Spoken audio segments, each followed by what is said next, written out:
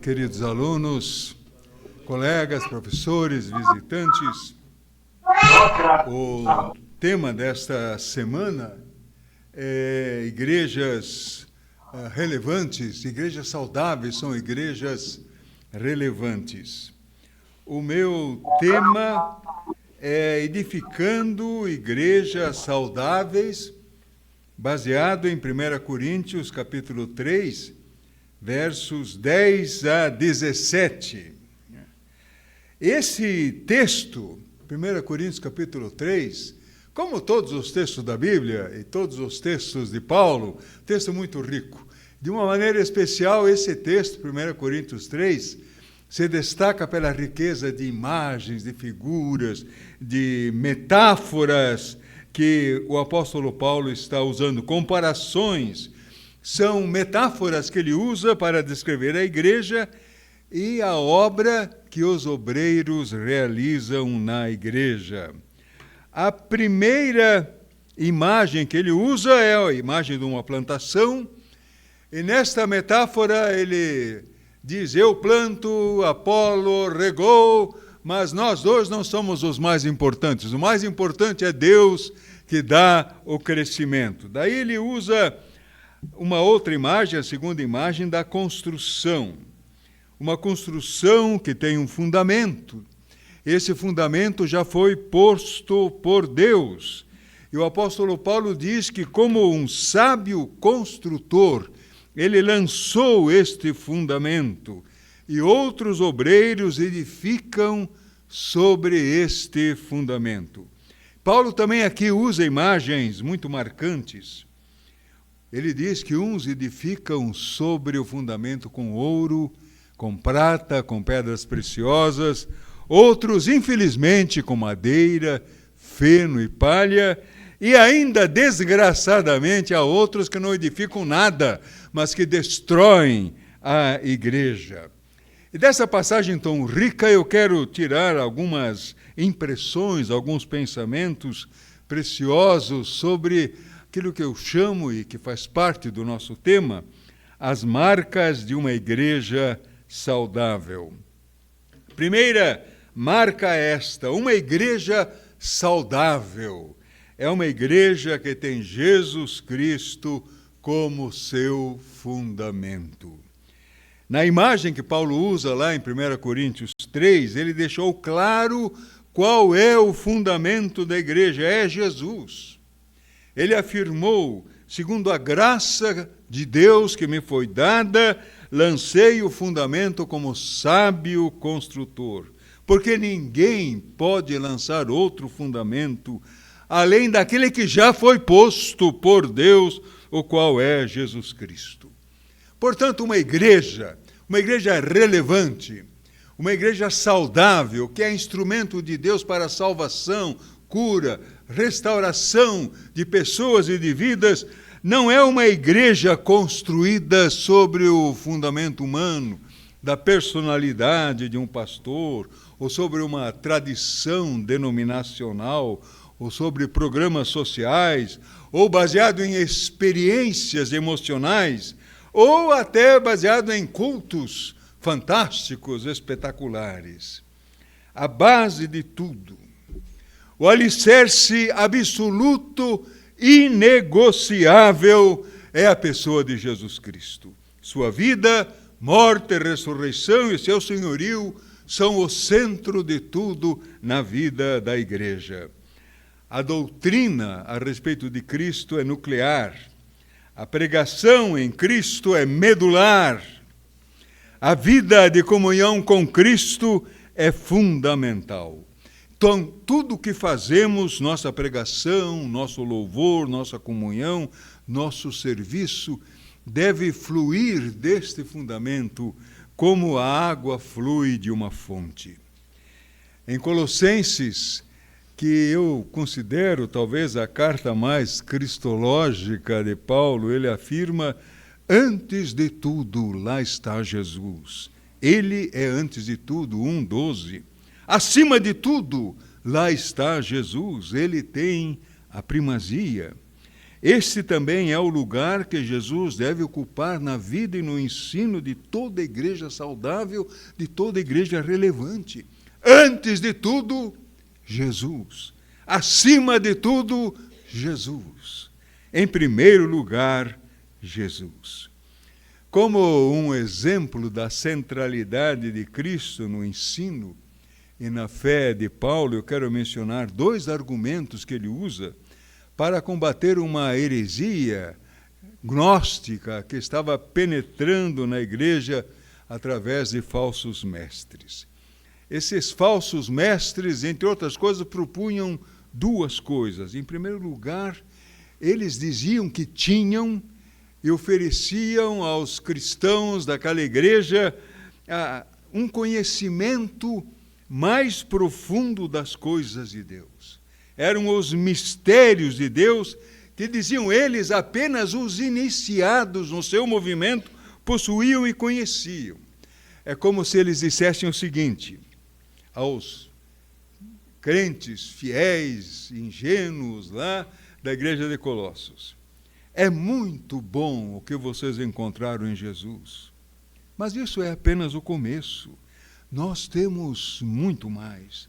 Temos um conhecimento oculto, temos revelações ocultas sobre as coisas de Deus que apenas quem entra em nosso movimento conhece. Entrem em nosso movimento e vocês conhecerão as coisas profundas de Deus. Como Paulo reage a esta oferta sedutora de um conhecimento mais profundo de Deus e das coisas de Deus? Ele diz o seguinte: é verdade, há um mistério de Deus e Deus agora o revelou.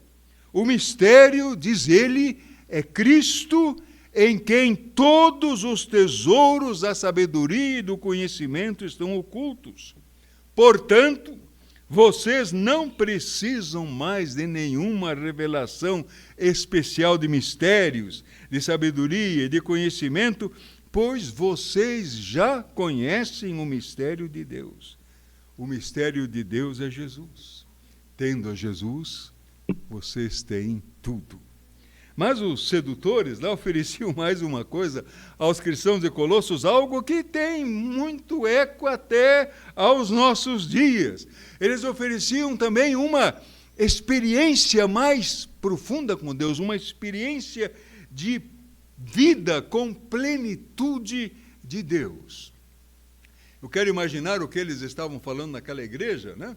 Baseado naquilo que Paulo está usando como um remédio para combater essa heresia. Vocês já conhecem a Jesus como Salvador? Oh, maravilha! Graças a Deus, meus irmãos. Mas, irmãos, isso é apenas o começo. Deus tem muito, muito mais para vocês. Nós temos uma plenitude das coisas de Deus que vocês ainda não experimentaram, nem imaginam que existem. Nós temos uma vida realmente espiritual. Não é isso que vocês querem? Vocês não querem plenitude de Deus? Porque ainda hesitam. Unam-se a nós.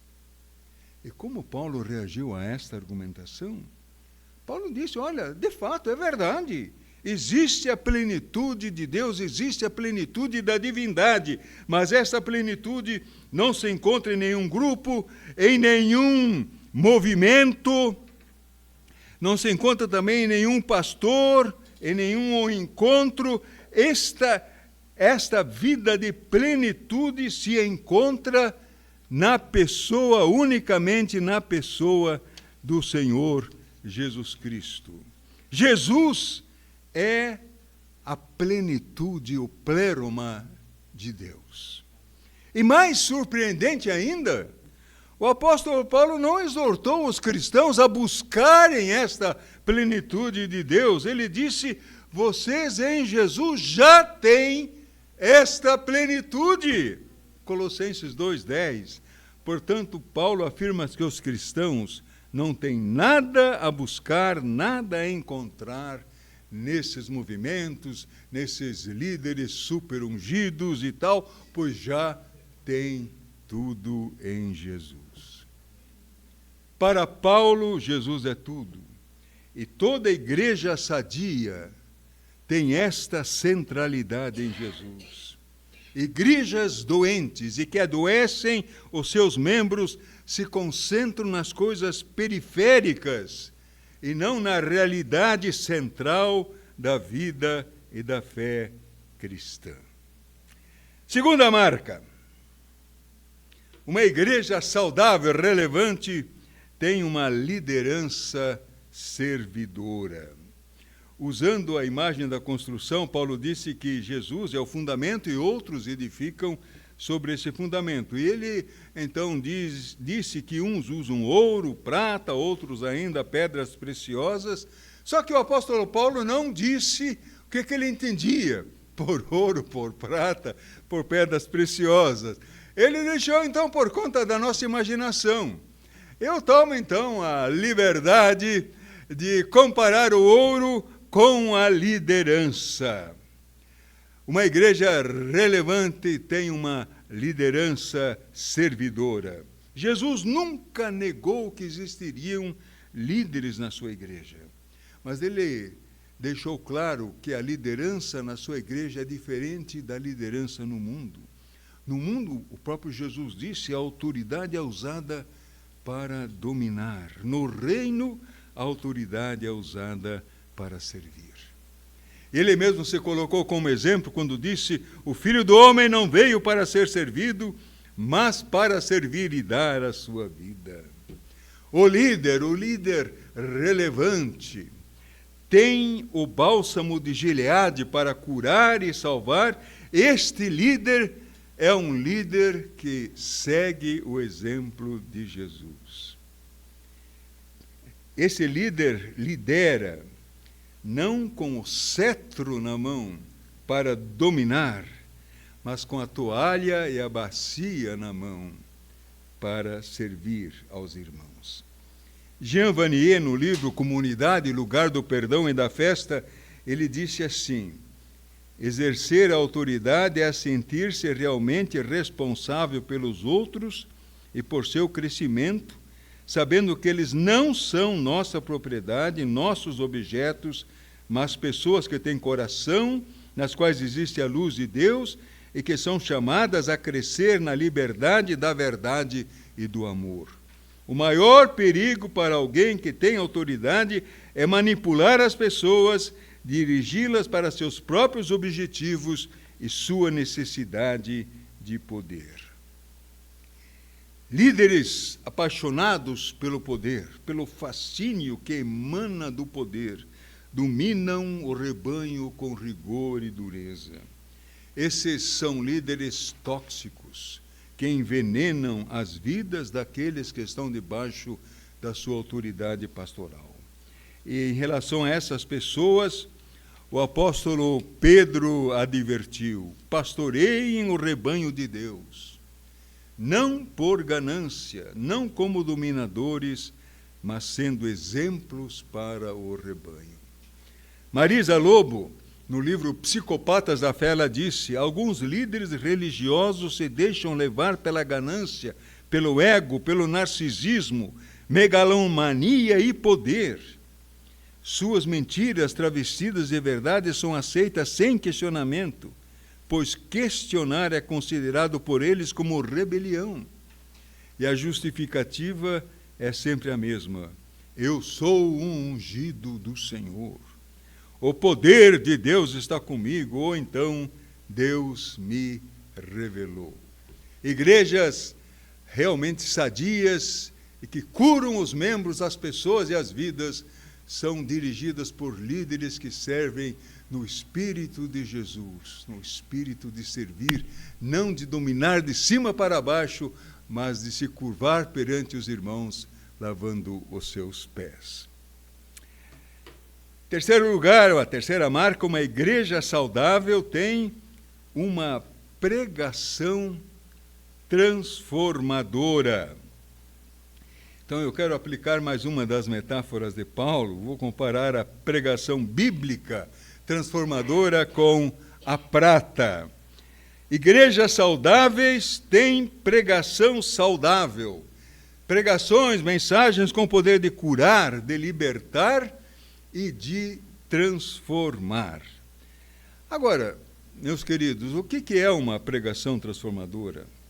Quais são algumas das características de uma pregação transformadora? Eu iria dizer que, em primeiro lugar, uma pregação transformadora, ela é cristocêntrica. Uma pregação cristocêntrica é aquela que tem Cristo como centro, fundamento e meta. É a proclamação da pessoa e da obra de Jesus Cristo como a resposta de Deus para as necessidades humanas. É a mensagem a respeito do maior amor, o amor do Pai que deu seu Filho para a nossa salvação. É a mensagem sobre o maior sacrifício, o sacrifício de Jesus dando sua vida por nós na cruz. É a mensagem da maior vitória, a ressurreição de Cristo, quando todos os poderes, todas as potestades foram despojados, quando todas as cadeias foram quebradas e quando todas as portas trancadas foram arrebentadas. Os pregadores que ministram vida têm fundamentalmente apenas uma missão: anunciar de todas as formas possíveis, de todas as maneiras possíveis a Jesus como Rei, Senhor e Salvador. Então, uma pregação transformadora também é uma, em segundo lugar, não é possível, eu tenho que dar uma bonificação pela minha idade aí, meu irmão, não tem como. Não tem como. É uma pregação bíblica. Em Jeremias capítulo 23, nós temos uma controvérsia entre Jeremias e os falsos profetas. Ele disse assim: o profeta que tem sonho, conte como sonho, mas aquele em quem está a minha palavra, fale a minha palavra com verdade. O que tem a palha com o trigo, diz o Senhor, não é a minha palavra fogo, diz o Senhor, e martelo que esmiuça a penha? Meus queridos, a sabedoria humana é palha, a retórica humana é palha, mas o trigo que alimenta, o martelo que quebra, o fogo que queima, é a palavra de Deus. Em terceiro lugar, a pregação transformadora é uma pregação que realmente muda e transforma vidas. É conhecida aquela história contada pelo filósofo Søren Kierkegaard. É a história, a parábola da reunião dos gansos, né? E ali nessa parábola se conta que os gansos se reuniam uma vez por semana para ouvir uma palestra do ganso-chefe, né? E aquele chefe ali tinha uma retórica empolgante, né? Ele falava aos outros gansos da maravilha que era terem asas e que nobreza isso representava, pois poderiam abrir as asas, subir às alturas, aos ares, descobrir novos horizontes, né? Descobrir novas paisagens. E os gansos ouviam fascinados, né? Essa maravilha de ter asas, subir e voar, né? Alguns choravam de emoção, batiam palmas, ou melhor, batiam as asas, né? E quando a reunião acabava, diz a parábola, todos eles iam a pé para casa. Não tinha poder de transformar. A pregação bíblica transformadora, ela tem poder de transformar, porque ela atinge as pessoas no âmago do seu coração, respondendo às perguntas, às dúvidas, os anseios, às necessidades que as pessoas têm em suas vidas. E as pessoas têm tantas perguntas, tantas inquietações no seu coração. Será que eu ainda tenho chance de ser feliz? Será que existe paz para mim? Ou a paz é apenas uma ilusão? O meu casamento ainda tem jeito, ou eu tenho que desistir, né? Como posso me livrar da dor, daquela lembrança do erro que eu cometi há tanto tempo atrás e que não me larga? Se o choro vem pela noite e a alegria vem pela manhã, por que a minha noite é tão comprida? Perguntas que afligem a alma, o coração humano.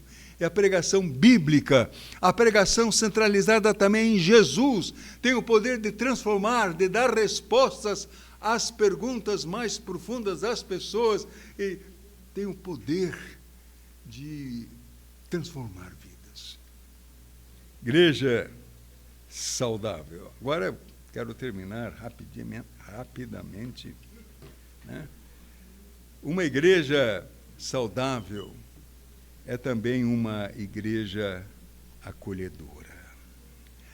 Uma igreja onde pessoas podem romper o abraço frio da solidão.